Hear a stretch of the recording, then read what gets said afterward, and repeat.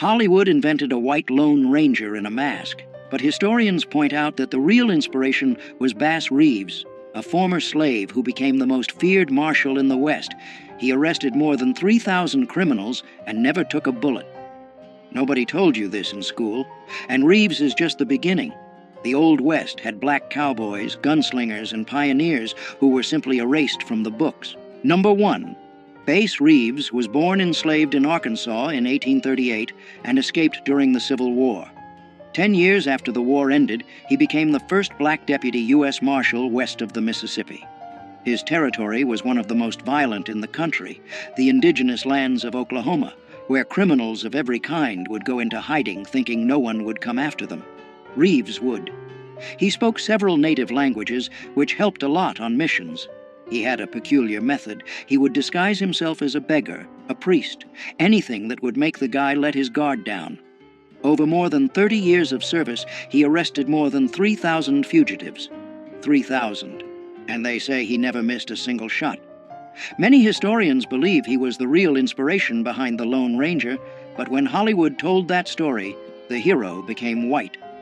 Reeves died in January 1910, at 71 years old, in Muskogee, Oklahoma, poor and practically forgotten. Number 2. Bill Pickett was born in 1870 in Texas, the son of former slaves, and grew up watching how ranch dogs kept cattle in line. That's where he got an idea no one had tried before, taking down a bull using his own teeth. He would grab the steer by the horn, twist the animal's neck, and bite the lower lip so hard the animal would lock up and fall. This technique became known as bulldogging and is still one of the most popular events in American rodeo today. Pickett became a headliner in the Miller Brothers Wild West shows, performing in arenas across the United States, Mexico, Canada, and even South America. But outside the arena, reality was different. In many towns, he couldn't stay in the same hotels as his white colleagues. Even so, he kept riding and competing for more than 40 years. In April 1932, at 61 years old, he was breaking a wild horse on a ranch in Oklahoma when the animal threw him and trampled him. He died doing what he'd done his whole life. Number 3. Nat Love was born in 1854 on a farm in Tennessee. He was born enslaved. When the Civil War ended, he was 11 years old and didn't have a penny. So he did something few people would have expected from a black boy at that time. He went west. At 15, he made it to Texas and got a job on a cattle ranch. He learned to break wild horses, drive cattle herds through dangerous territory, and shoot like very few. In 1876, on the 4th of July, he took part in a competition in Deadwood, South Dakota. He won every event, roping, shooting, and riding. That day, he earned the nickname Deadwood Dick. Later, he wrote his own autobiography telling all of this at a time when almost no black cowboy had a voice. But here's the part no one talks about. After years living that life, Nat ended up working as a train porter in Los Angeles. He died in 1921 at 66 years old, practically forgotten. The Old West had a short memory for men like him. Number 4. Bo Zickard was born enslaved in Mississippi in 1843, and after the Civil War became one of the most respected cowboys in Texas. Charles Goodnight, one of the toughest ranchers of that time, trusted him more than any other man on his crew. Zickard drove herds along trails where bandits and Comanches attacked without warning. On one of those trips, he saved Goodnight from a robbery, risking his own life. Goodnight publicly said Zickard outdid any white ranch hand he'd ever hired. At a time when a black man hearing something like that from a Texan was something that just didn't happen. Decades later, the writer Larry McMurtry used his story as the basis for the character Joshua Dietz in the novel Lonesome Dove, which became one of the most watched miniseries on American TV.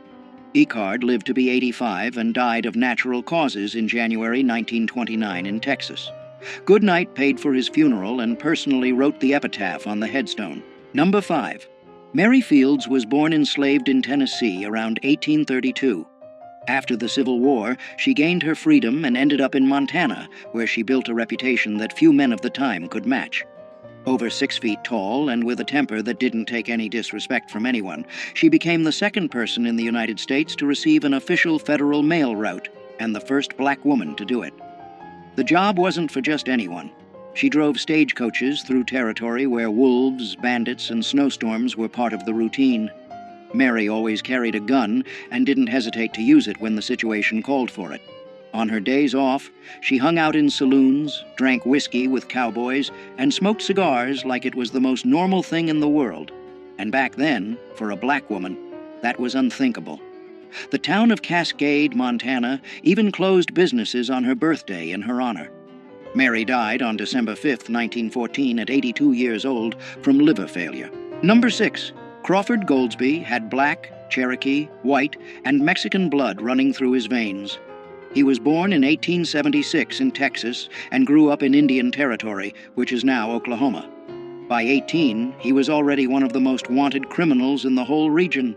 The nickname Cherokee Bill became synonymous with trouble. He robbed trains, held up businesses, and went up against the law without blinking. Authorities pinned at least 13 deaths on him, including a deputy's. Judge Isaac Parker, known as the Hanging Judge, was the one running justice in Fort Smith, Arkansas, and he wanted Cherokee Bill at any cost. After being betrayed by someone he knew who put sleeping pills in his food, he was finally captured. Even in custody, he tried to escape and killed a guard in the attempt. On March 17, 1896, at only 20 years old, he climbed the gallows.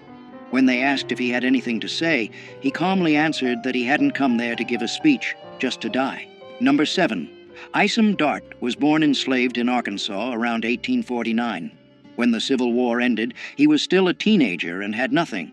No land, no money, no family who could help. So he did what many men of that time did. He headed west to try his luck. But his luck came with a price. He started out stealing cattle and horses in Wyoming, and he was good at it. He changed names like changing shirts. He lived for a while among Native Americans, learned how to disappear into the brush like he'd never existed. The authorities couldn't catch this guy. But here's the part not many people know. He tried to change his life. He bought a small ranch and tried to live honestly. The problem is, when you've got a past like that, the past comes to collect. In October 1900, Tom Horn, one of the most feared hired killers in the West, got the job to finish Isom. An ambush on Cold Spring Mountain was all it took. One clean shot, and Isom Dart went down at 51 years old. Number 8. This is George McJunkin.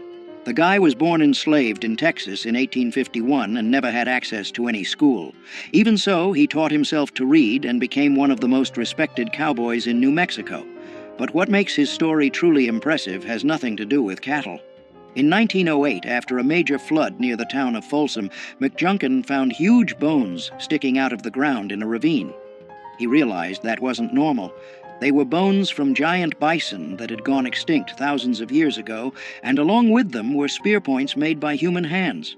The problem was, nobody took him seriously at the time. McJunkin spent years trying to get scientists to pay attention to that place. He died in 1922 without seeing any recognition for his discovery. Only after his death did researchers finally go to the site and confirm that humans had been living in the Americas for at least 10,000 years. That changed everything science believed up to that point. Numero 9. Jim Beckwourth was born enslaved in Virginia in 1798, but his life took a turn that few people would expect. While still young, he gained his freedom and went west to work as a trapper, hunting beaver pelts in the mountains. During his travels, he ended up being adopted by the Crow tribe, where he rose through the ranks until he became a war chief. That's right, a former enslaved man leading warriors in one of the most respected tribes of the Great Plains.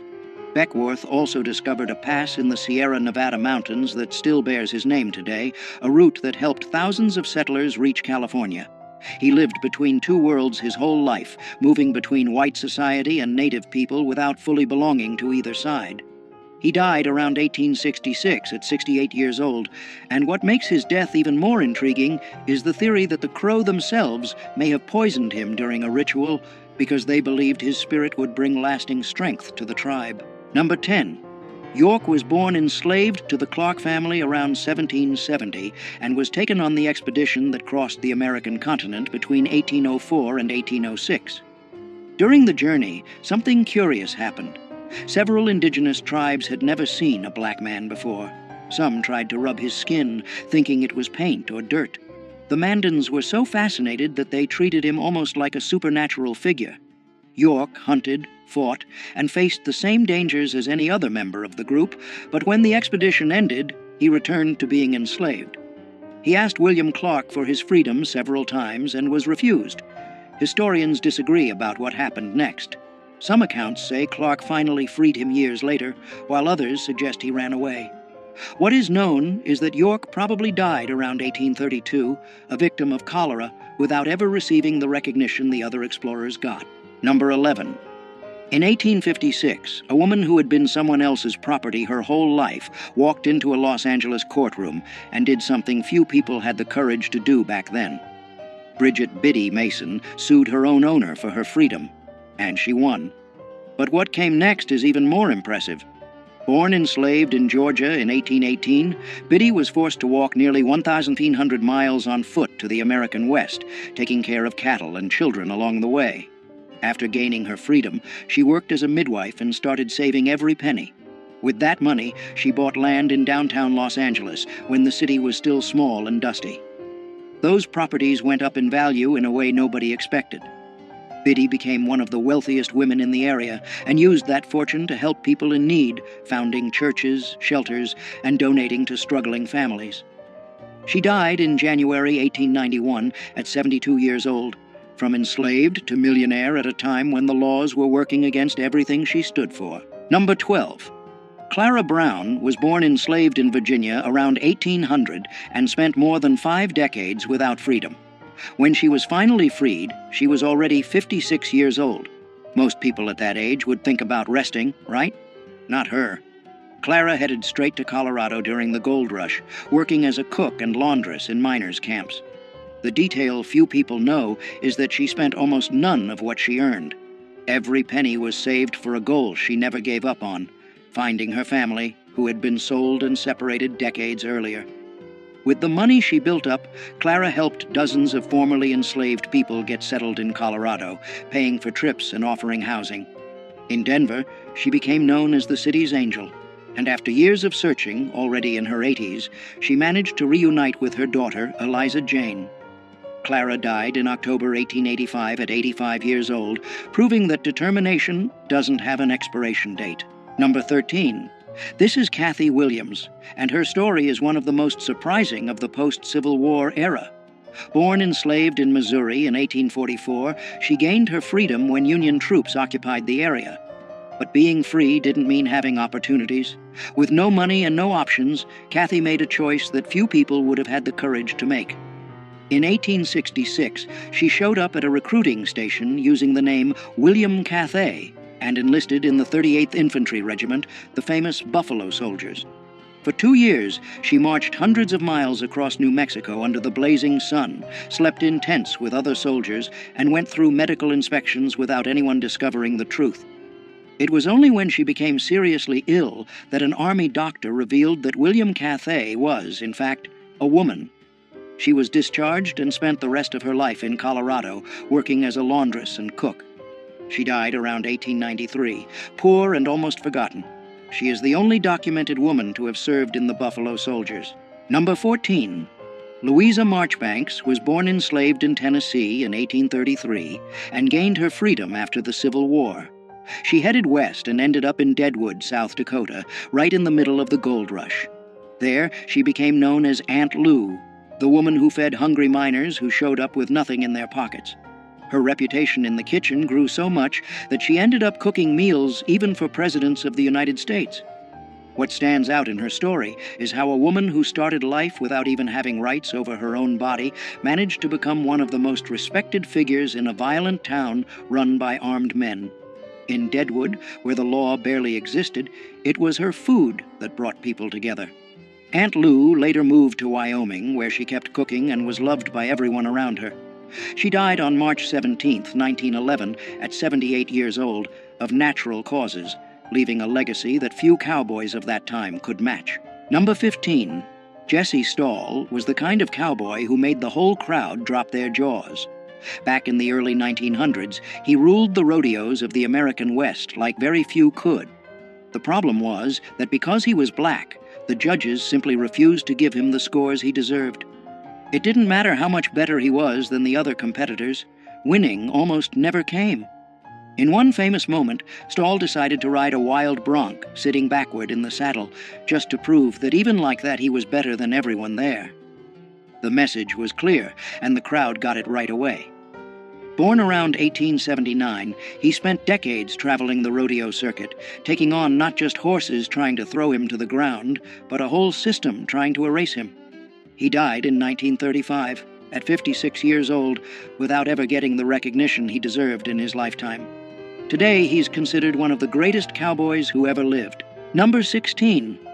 Most people don't even realize that there were black doctors in the Old West, let alone a black woman practicing medicine at a time when many white people couldn't even get into college. Henrietta Stewart was born in Canada in 1858, at a time when being black already meant carrying the weight of the world on your shoulders, and being a woman made everything even harder. Even so, she achieved something very few people of her time did: a medical degree. Stewart moved to New Mexico, where she treated miners injured in the mines and also indigenous communities that had almost no access to any kind of medical care. Racism was constant, but she just didn't stop. She kept knocking on patients' doors, treating anyone who needed it, without asking about color or background. In a territory where life expectancy was short for anyone, Henrietta lived to be 93, passing away in 1951 of natural causes, having survived just about everything the West threw at her. Number 17. Charlie Sampson was born in Los Angeles in 1957, far from the ranches out in the country.